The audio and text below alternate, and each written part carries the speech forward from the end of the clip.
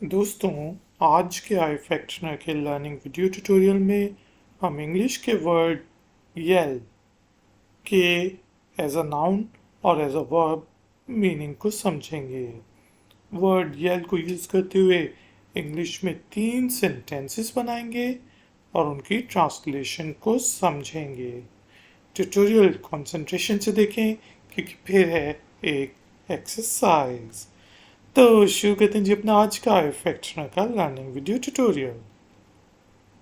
दोस्तों, येल का as a verb meaning होता है चीखना, चिल्लाना।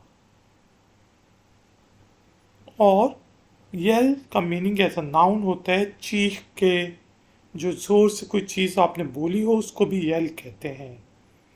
पहले हम एज अ वर्ब इसका सेंटेंस बना लेते हैं, जिस तरह डोंट येल एट मी, मुझ पर चिल्लाओ मत, मुझ पर चीखो नहीं।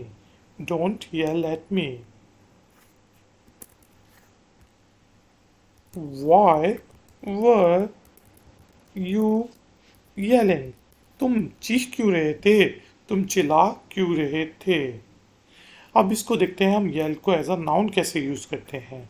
जिस तरह मैं कह सकता हूँ कि आई हर्ड आ येल, कि मैंने किसी का चिल्लाना सुना। इसको हम ऐसा भी कह सकते थे कि आई हर्ड समवन येलिंग, लेकिन इसको हम आई हर्ड अ येल हमने यूज़ किया और यहाँ पे हमने इसको एज अ नाउन यूज़ किया।